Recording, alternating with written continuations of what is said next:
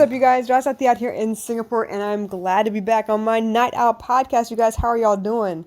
Lately, of course, I've been trying really hard to be productive every day, and of course, quarantine life has production on a completely different level. Now, I will say this, for the most part, I've been really good about making sure that working from home has been productive to begin with, because I've been working from home for myself for a couple of years now.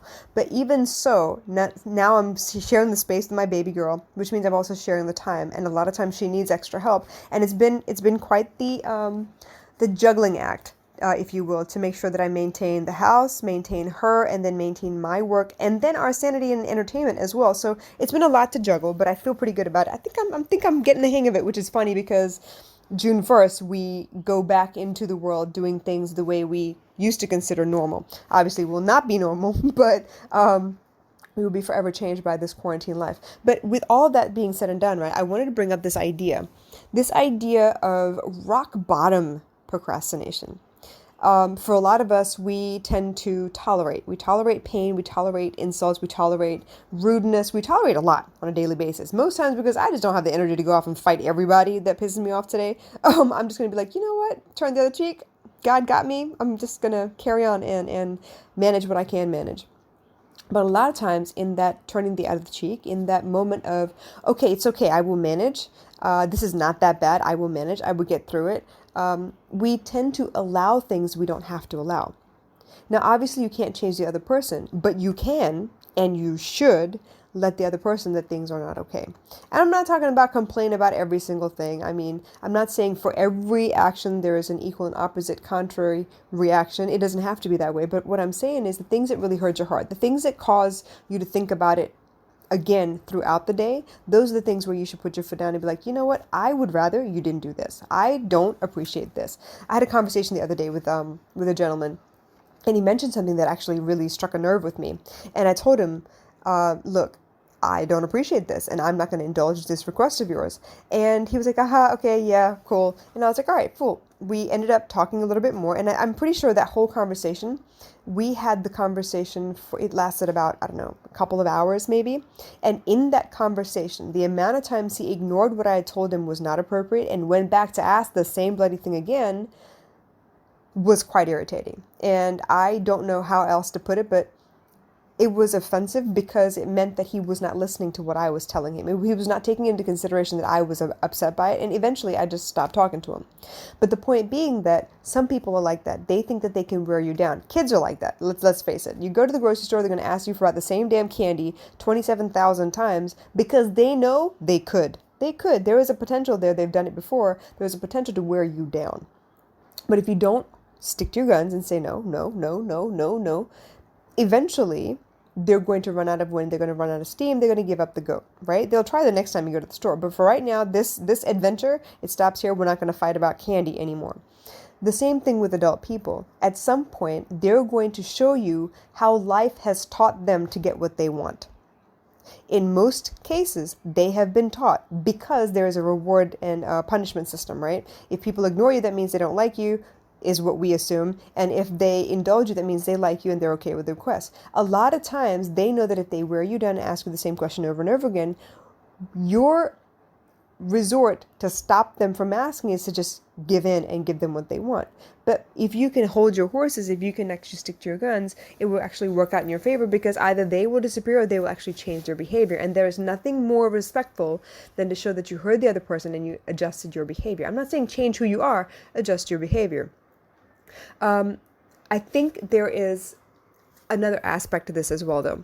In the fact that we tolerate so many things, we tend not to change things until we have no other choice. This is what I mean by rock bottom procrastination. Sometimes you tolerate little insults every day from your spouse, from your mom, from your sister, from your brother, I don't know who, somebody you come into contact with every day.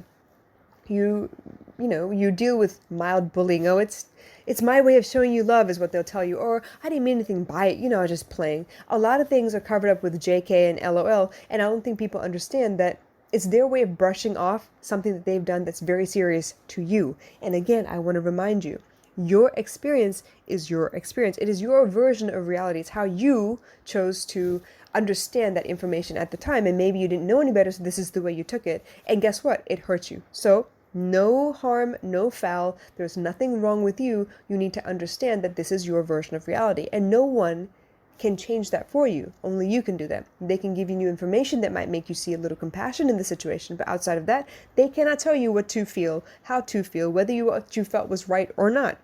They can only explain their piece of it. So back to rock bottom procrastination. A lot of times we will wait until there is no other choice but to change. You know that situation. There have been so many people before COVID, as in like January of 2020, they had a plan. They were going to make it to 11th month bonus, or what, 13th month bonus, 13th month bonus, right after Chinese New Year. They were going to get through that, collect the bonus, and then they were going to quit their job and look for a new job. And then COVID started. And the rumors of, oh my gosh, quarantine and reducing this and reducing that, oh my gosh, we can't go outside now, that started creeping up. And suddenly your plan to quit the job you hate was out the window. And suddenly you're like, okay, I'm really grateful I have this job because otherwise I wouldn't have a job at all and I would be shit out of luck with money. And how would I maintain, how would I be able to feed my family and pay the bills and keep the lights on and all that stuff, right? But it isn't until those situations that you really, really think about what's necessary and what's not. Chances are you still hate your job. Chances are, if you're working from home and they're still harassing you 24 hours a day through WhatsApp and every other social media platform, that you still don't really enjoy what it is that you do. But right now, because of a shortage of work opportunities, you are afraid to quit and you're afraid to go after what you really want because there is no certainty in your life. This comes back to those 6 human needs that Tony Robbins talks about and the things that I try to teach as well. In order for you to meet your human needs, to know that there is certainty, that there is some kind of money in your bank account so you can pay the bills and eat every day, right? And to feel that you are contributing to your family somehow, or you feel important because you're able to provide money, you get connection and love because you are providing safety and security for your family. Like all that stuff kind of ties in together. And so it becomes one of those situations you're going to tolerate it a little bit longer until you have the perfect opportunity waiting for you. But chances are the perfect opportunity does not always just kind of land in your lap like that. Chances are you're going to be pushed into a corner and really beaten up by life until you have no other choice but to get rid of your job. Sometimes you get to do it on your own terms. Sometimes they do it on their terms. And then you have to deal with, what does that mean for you? And what does that make you as a person? And, what does that mean to your self-worth and your ability to provide for your family? I hate rock bottom procrastination because then at that point I have no choice in the situation. All those feelings along the way, though, where I keep thinking, yeah, I should quit, yeah, I shouldn't be here, yeah, I should put my feelers out, yeah, I should do this, yeah, I should do that, all those shoulda, coulda, wouldas back before you were forced into a situation was your body's way of telling you, hey, this is not going to work out long term. You need to find another solution now. The ability for the universe to put that thought into your mind, for your soul to even reach out for another option, means that something here is so bad and not tolerable that you really should make a move for it. But like I said, if you tolerate and you, it's not that bad, you justify it, you allow it to continue, chances are at some point you're going to be pushed into a corner. I was speaking to a young lady the other day and she was like, I married this guy. I met him when I was 13. I married him when I was 17, got pregnant. I've had like so many children. It's been a really, really tough road. But honestly, I loved him for who he was, even though he beat me and, used me, he abused me mentally, physically, sexually, all of that. It was really, really bad. But I didn't know it was bad until I started talking to people outside of my house, until I realized that I was experiencing this singularly by myself, and because I was isolated from the world, I didn't know that this was not normal. You hear that a lot with very, very small communities, cult-like organizations. You hear it in situations where very, very small remote towns where everybody does the same thing. I mean, we as Asians, Nalala Adivangi, we've been beaten up by our parents is the normal thing to do because we know that if you get in trouble in one household, the first call is going to be to an uncle or aunt, and you're going to get told off exactly the same way again. And they kind of reiterate that this is the way things are. This is what is expected of you. You better buck up and change, or you're going to be ostracized within the family itself. So a lot of this, isolation mentality has been created in order to control people.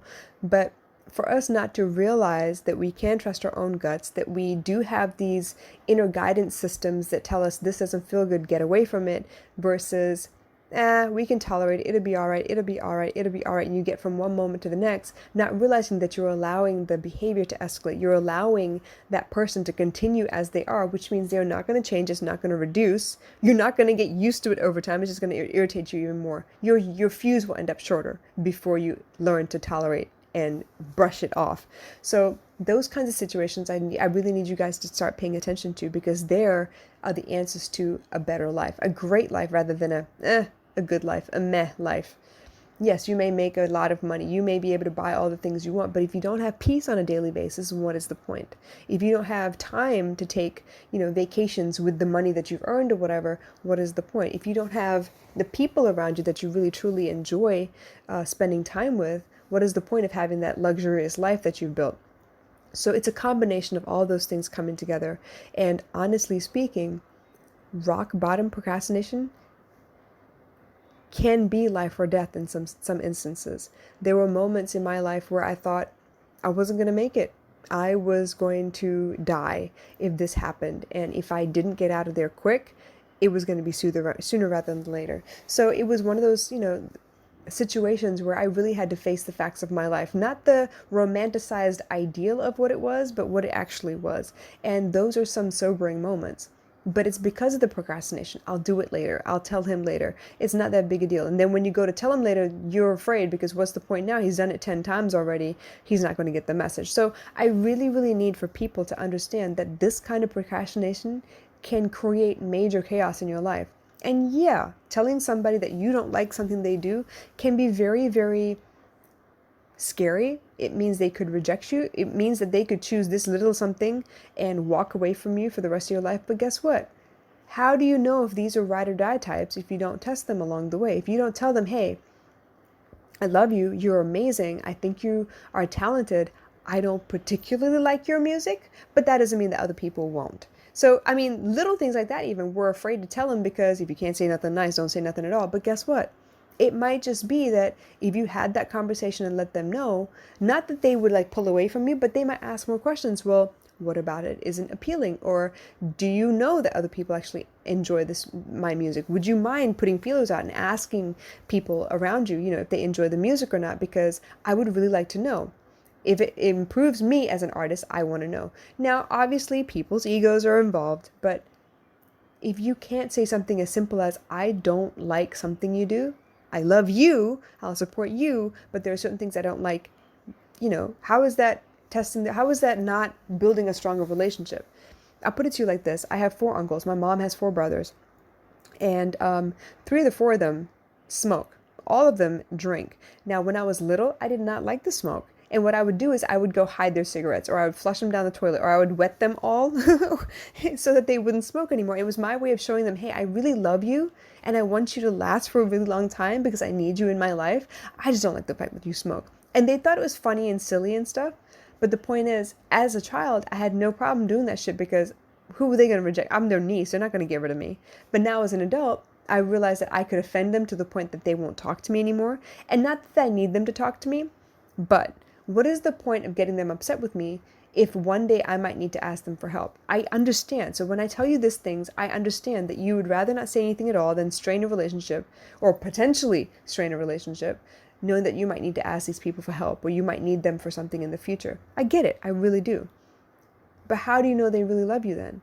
How do you know that these people respect your opinion, understand that you have your likes and they have their likes, and never the twain shall meet? But that's still okay because you're family. How do you know? If you cut people off based on little things that they don't like about you, yes, you're going to end up being by yourself. And that is a very, very lonely feeling. But how will you know unless you put yourself out there? So for those of you who are joining in now, rock bottom procrastination has some really difficult side effects. Don't put things off if you can help it. Don't wait till life has given you no more choices but to go through the thing you've been trying to avoid in the first place. Let me tell you something. I did not want to be a single parent. I didn't. I was hell-bent against it because my mom and dad are married, but I was raised by a single parent because my dad was overseas. My mom did everything. I will forever be indebted to her for all that she went through in order to raise us. I did not want to be a single parent. But guess what? It's what I had to be in order to discover myself and be the best parent possible. It also meant that I had to make some really serious changes. I had to really draw some lines in the sand. I had to learn that I'm not going to allow just anybody around me. I'm not going to allow people who push me around. I'm not going to allow people who use me for my body. I'm not going to allow people who think they can use me and walk away to repeatedly come back to use me again. I'm going to make sure that door stays shut. I'm going to make sure that they understand what they did was wrong, and whether they admit it to themselves or not doesn't matter, but I'm going to let them know, because without letting them know, I don't give them the opportunity to choose loving me and showing me that they can change their behavior. I'm not saying I want to change everybody. I'm saying that, if it hurts me, I got to tell you. I have a responsibility to myself to tell you it hurt my feelings. I have a responsibility to me to make sure that I don't continually please everybody else just to disappoint myself consistently. Because I got to live with me. I got to look myself in the mirror. I got to be proud of who I am. And today, yeah, I'm proud because I had a bunch of rock bottom procrastination problems that I created for myself that I could have easily avoided, but I didn't.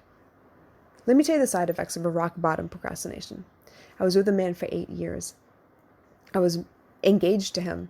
I had learned everything about their family. I had learned recipes. I had gotten to a point where I had moved from outsider, from a different culture, to insider with a lot in common with this culture. Like, I went from Indian girl to part of the Black community because I learned and I adjusted and I adapted and I asked questions and I immersed myself in the culture to a point where they respected me for not being from there and respected me enough for learning to get along and to be a part of the community and to give back somehow. It took me 8 years. But in that time, he did not treat me well. But I fell in love with his family, and I fell in love with his culture, and I fell in love with our friends that we had together and the life that we had created. But he did not treat me well. He made me feel like shit on a consistent basis. And finally, when I mustered up the courage to say something, I suddenly had 8 years of a history that we had built together. We went to college together. We had moved in together. We had furniture and a dog. We had things, a life we'd built together, and suddenly grieving over an 8-year-long relationship was so much more painful than grieving over a 1-year relationship would have been. I didn't realize that at the time, but looking back, yeah, I could have saved myself the heartache. But another side effect of that grieving process was I was looking for comfort, and I ended up in the comforting arms of another man that ended up being another 8-year relationship, only this time I married him. I inherited his kids. I raised 2 stepkids. I had to blend a family with 2 baby mamas and a lot more drama. I went through paternity suits. I went through abortion. I went through hell. And then suddenly I look back and I have 8 years of another relationship that I have to reconcile and grieve over. But now I have a child from that relationship, and I need to understand that one day my child is going to kick my ass for having taken her father out of her life. And whether she understands why or not, it doesn't matter. In the moment when you're upset, you're not going to understand shit. This is going to be something she might manipulate me over. And that's okay, because I did the best I could at the time with the sole intent to save her life and mine and make for a better quality of life.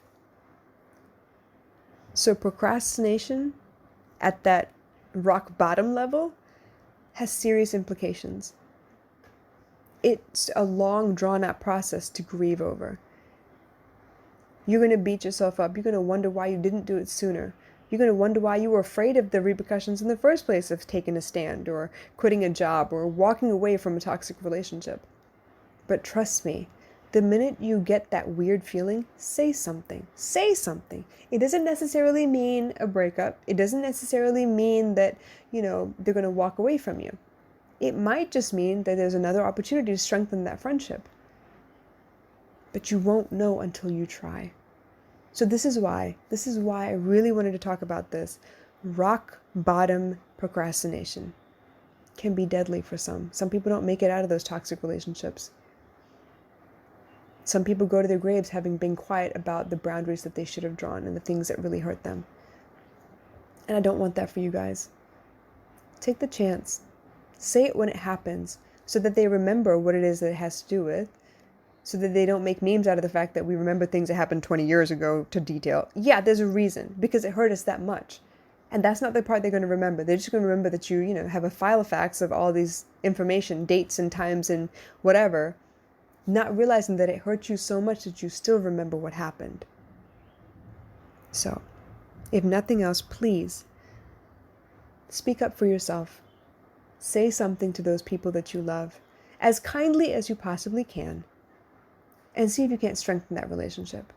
And if it's time for that person to move on, then it's time for that person to move on. But at least you know you tried. If you have any questions or concerns, let me know. You need to talk to me privately because it's more you want to discuss, or you need a little bit of help getting clarity. I understand, DM me. But in the meantime, you guys, find more excuses to laugh and joke and be happy, because that's what I want your life to be full of. I love you. Bye.